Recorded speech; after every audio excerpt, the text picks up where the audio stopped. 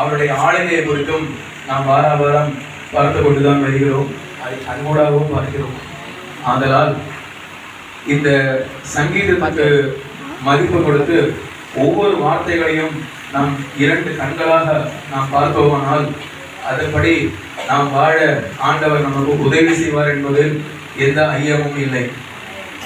சங்கீதம் 97 தொடங்குகின்ற கர்த்தர் ராஜரீகம் பண்ணுகிறார் என்பதன் தொடக்கம் எப்படி என்றால், சங்கீதம் 93 சங்கீதம் 97 சங்கீதம் 98 முடிய கர்த்தர் ராஜரீகம் பண்ணுகிறார் என்பதை தான் உணர்த்துகிறது.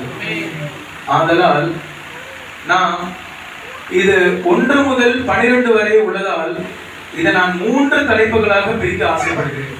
அதாவது சங்கீதம் 1 வசனத்திலிருந்து 6 வசனம் வரை மகிமையுள்ள தேவனின் பிரசனமாகவும், சங்கீதம் 7 முதல் 9 வரை உள்ளதை மகிமையுள்ள தேவனும் மகிமையற்ற தேவர்களும். மகிமையுள்ள தேவனை குறித்து நம்ம எல்லாருக்குமே தெரியும், யார் அவர், எப்பேற்பட்டவர் என்பதுதான் நமக்கு தெரியும். ஆனா மகிமையற்ற தேவர்களை குறித்து தெரியுமா என்று நாம் காணப்படுகிறோம். சங்கீதம் கடைசியாக 10 முதல் 12 வரை உள்ளதை ஆண்டவர் நம்மளை நீதிமான்களாகத்தான் வைத்துள்ளார். சோ நீதிமான்கள் நம்ம வணங்குறது, நமக்கு ஆண்டவர் சில கட்டளைகளை கொடுத்திருக்கிறார். அந்த கட்டளைகளை குறித்தும் நாம் என்று பார்க்க போகிறோம். வாசிக்கலாமா? சங்கீதம் 97:1 97:2 யாராவது ஒருத்தர் வாசியுங்கள்.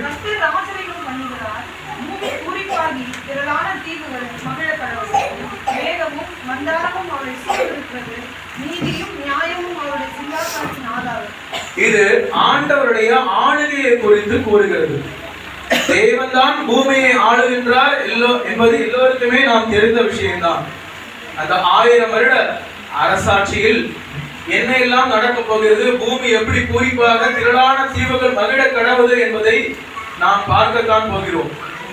தேவனுடைய பிள்ளைகள் இன்றைக்கு எத்தனையோ ராஜாக்கள் இந்த உலகத்தை ஆண்டு கொண்டுதான் இருக்கிறார்கள். ஆனால் அத்தனை அதிபதிகளும் ஆளும் பொழுது மக்கள் சந்தோஷமாகத்தான் இருக்கிறார்களா? இல்லை.